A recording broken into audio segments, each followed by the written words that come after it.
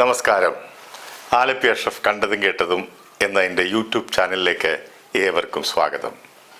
സ്ത്രീ സുരക്ഷ, സ്ത്രീ സംരക്ഷണം എന്നൊക്കെ വീരവാദം മുഴക്കുമ്പോഴും പിറന്നു വീഴുന്ന പെൺകുട്ടികൾ മുതൽ വയസ്സ് ചെന്ന അമ്മച്ചിമാർക്ക് പോലും അവരുടെ മാനം കാക്കുന്നതിന് വേണ്ടി ഭയന്ന് കഴിയേണ്ട സ്ഥിതിവിശേഷമാണ് ഇന്നുള്ളത്. പത്തനംതിട്ടയിലെ പാവം ദളിത് പെൺകുട്ടിക്ക് 64 കാമവെറിയന്മാരിൽ നിന്നുണ്ടായ പേടിപ്പെടുത്തുന്ന അവളുടെ ചില അനുഭവങ്ങളാവട്ടെ ഈ എപ്പിസോഡ്.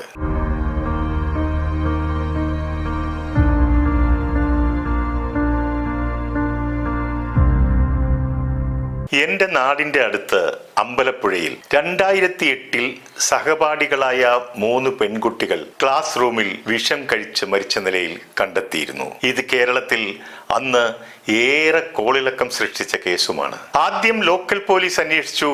പിന്നീട് കേസ് അട്ടിമറിക്കുന്നു എന്ന ആക്ഷേപമുയർന്ന പശ്ചാത്തലത്തിൽ പിന്നീട് ക്രൈംബ്രാഞ്ചും ഏറ്റെടുത്തു. ക്രൈംബ്രാഞ്ച് അന്വേഷണ റിപ്പോർട്ടിൽ പറഞ്ഞിരിക്കുന്നത് ആലപ്പുഴ ബീച്ചിനടുത്തുള്ള ഒഴിഞ്ഞ കെട്ടിടത്തിൽ ഈ 3 പെൺകുട്ടികളെയും കൊണ്ടുവന്ന് കൂട്ടബലാത്സംഗത്തിന് ഇരയാക്കി എന്നുള്ളതാണ്. ഈ കൃത്യം ചെയ്തത് കൂടെ പഠിക്കുന്ന സഹപാഠികളായിരുന്നു. ഈ ക്രൂരതയ്ക്ക് കെണിയൊരുക്കിയത് അതിലൊരു കുട്ടിയുടെ കാമുകനുമായിരുന്നു. ഇതിലൊരു കുട്ടിയുടെ കാമുകൻ തന്റെ കാമുകിയെ പീഡിപ്പിച്ച് ദൃശ്യങ്ങൾ നേരത്തെ തന്നെ കൈവശപ്പെടുത്തിയിരുന്നു. അത് കാണിച്ച് ഭീഷണിപ്പെടുത്തിയാണ് കൂട്ടബലാത്സംഗത്തിനുള്ള കെണിയൊരുക്കിയത്. കൂട്ടബലാത്സംഗത്തിന്റെയും ദൃശ്യങ്ങൾ അവർ പകർത്തുകയും അതവർ കൂട്ടുകാരുടെ ഫോണുകളിലേക്ക് അയച്ചു കൊടുക്കുകയും വ്യാപകമായി പ്രചരിപ്പിക്കുകയും ചെയ്തിരുന്നു. ഇതിൽ മനം നൊന്താണ് ആ 3 പെൺകുരുന്നുകൾ ജീവൻ വെടിഞ്ഞത്. മാനം നഷ്ടപ്പെട്ട ആ 3 പെൺകുട്ടികൾ അപമാനഭാരത്താൽ ജീവൻ വെടിയുകയാണ് ഉണ്ടായത്.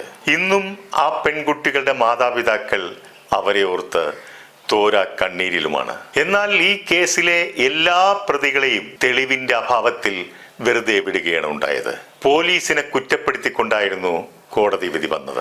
ദൃശ്യങ്ങൾ പകർത്തിയ മൊബൈൽ ഫോൺ പോലും കണ്ടെത്താനായില്ല എന്ന പരാമർശവും കോടതിയിൽ നിന്നുണ്ടായി. ഇനി വാളയാറിലെ കാര്യമെടുത്താൽ 9ഉം 13ഉം വയസ്സുള്ള പാവപ്പെട്ട ദളിത് പിഞ്ചു കുഞ്ഞുങ്ങൾ സ്വയം ജീവനൊടുക്കിയെന്ന് പോലീസ് റിപ്പോർട്ട്. നമ്മുടെ നീതി നിർവഹണ സംവിധാനം ആ പിഞ്ചോമനകളോട് ചെയ്തത് ചരിത്രം ഒരിക്കലും മാപ്പ് നൽകാത്ത ഒന്നാണ്. മൂത്ത പെൺകുട്ടി മരിച്ച ദിവസം 2 പേർ ആ വീട്ടിൽ നിന്നും ഓടിപ്പോകുന്നത് കണ്ടു എന്ന് 9 വയസ്സുകാരി മൊഴി നൽകിയിട്ടും അത് അന്വേഷണ വിധേയമാക്കിയില്ല. അത് കണ്ടു എന്ന് പറഞ്ഞ ആ കുട്ടിക്കും അധമന്മാർ ഈ വിധി തന്നെ നൽകി. ഈ കേസിൽ തെളിവുകളെല്ലാം നശിപ്പിച്ച് പോലീസും സ്വയം തോറ്റുകൊടുത്ത് പ്രോസിക്യൂഷനും എന്നുള്ള ആക്ഷേപവും ഉയർന്നു വന്നിരുന്നു. ഇരയ്ക്ക് വേണ്ടി വാദിക്കേണ്ടവർ വേട്ടക്കാരനോടൊപ്പം നിൽക്കുകയാണ് ഉണ്ടായത്. ഇനി പ്രതിക്ക് വേണ്ടി ഹാജരായ വക്കീലോ ശിശുക്ഷേമ സമിതിയുടെ ചെയർമാനുമായിരുന്നു. മരിച്ചത് ശിശുക്കളാണെന്ന് ഓർക്കണം. ഈ കേസിലും എല്ലാ പ്രതികളെയും വെറുതെ വിട്ടു, അതും തെളിവുകളുടെ അഭാവത്തിൽ. ഇതിനെതിരെ കുട്ടികളുടെ അച്ഛനും അമ്മയും CBI അന്വേഷണം ആവശ്യപ്പെട്ട് ഹൈക്കോടതിയെ സമീപിച്ചു. കോടതി അത് അനുവദിച്ചു. ഇപ്പോൾ അവർ കൊടുത്ത പരാതിയിൽ അവർ തന്നെ പ്രതികളുമായി. ഇനി വണ്ടിപ്പെരിയാർ കേസ് നമ്മളാരും മറന്നിട്ടില്ലല്ലോ. ഇടുക്കി വണ്ടിപ്പെരിയാറിൽ 6 വയസ്സുകാരിയെ പീഡിപ്പിച്ചു കൊന്ന കേസിൽ പ്രതികളെ വെറുതെ വിട്ടത് പോലീസിന്റെ ഒത്തുകളിയായിരുന്നു. 3 വയസ്സ് മുതൽ ഈ കുട്ടിയെ പീഡിപ്പിച്ചിരുന്നതായി പ്രതി സമ്മതിച്ചിട്ടുണ്ടെന്ന് പോലീസ് നേരത്തെ പറഞ്ഞിരുന്നു.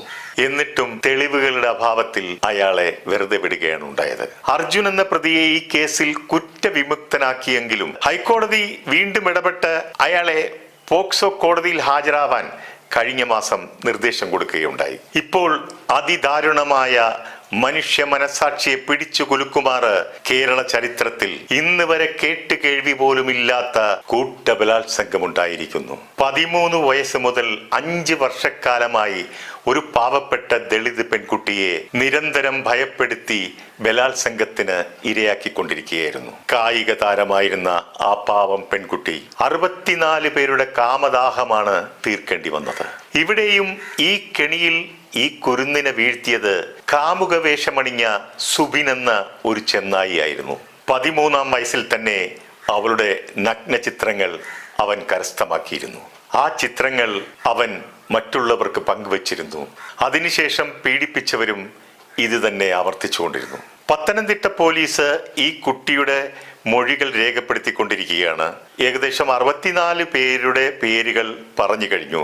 ലിസ്റ്റ് ഇനിയും നീളാനാണ് സാധ്യത.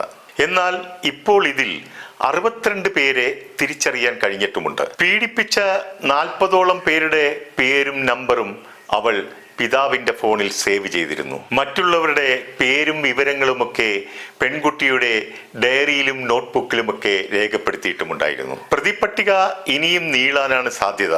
ഒരു ദിവസം തന്നെ 4-5 പേര് അവന്റെയൊക്കെ കാമദാഹം ആ പിഞ്ചുമേനിയിൽ തീർത്തുവെന്നാണ് മൊഴി. രാത്രികാലങ്ങളിൽ ഒഴിഞ്ഞു കിടക്കുന്ന സ്വകാര്യ ബസ്സിൽ വെച്ച് പോലും പീഡിപ്പിച്ചതായി മൊഴിയുണ്ട്. പണം കൈപ്പറ്റിക്കൊണ്ട് കാമുകൻ മറ്റു പലർക്കും കാഴ്ചവെച്ചതായും പോലീസ് പറയുന്നുണ്ട്. കായിക താരമായിരുന്ന അവളുടെ കായിക പരിശീലകൻ, ആ നീചൻ, അയാളുടെ കാമം തീർക്കാൻ ഈ കുട്ടിയെ വിനിയോഗിച്ചു.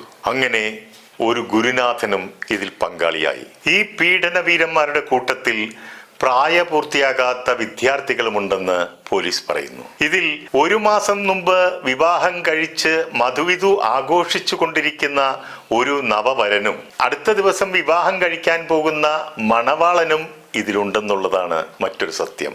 തൊട്ടടുത്ത ദിവസം വധുവായി വരാനിരിക്കുന്ന ആ പെൺകുട്ടിയുടെ ജീവിതം രക്ഷപ്പെട്ടു.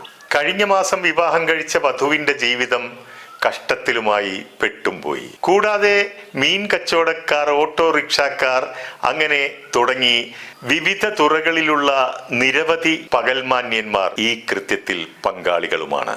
പത്തനംതിട്ട ജനറൽ ആശുപത്രിയുടെ മോർച്ചറിയുടെ പിൻഭാഗത്ത് വെച്ച് 4 പേർ ചേർന്ന് കൂട്ടബലാത്സംഗത്തിന് ഇരയാക്കിയെന്നും പോലീസ് പറയുന്നുണ്ട്. +2 പഠിക്കുമ്പോൾ ഇൻസ്റ്റാഗ്രാം വഴി പരിചയപ്പെട്ട ദീപുവും അയാളുടെ സുഹൃത്തുക്കളും റാന്നി മന്ദിരംപടിയിലെ റബ്ബർ തോട്ടത്തിലെത്തിച്ച് കാറിൽ വെച്ചാണ് കുട്ടിയെ 6 പേർ ചേർന്ന് കൂട്ടബലാത്സംഗത്തിന് ഇരയാക്കിയത്. ഇനി പോക്സോ കേസിൽ നേരത്തെ തന്നെ അകത്തായ ഒരു പ്രതിയും ഈ കേസിലും ഉൾപ്പെട്ടിട്ടുണ്ട്.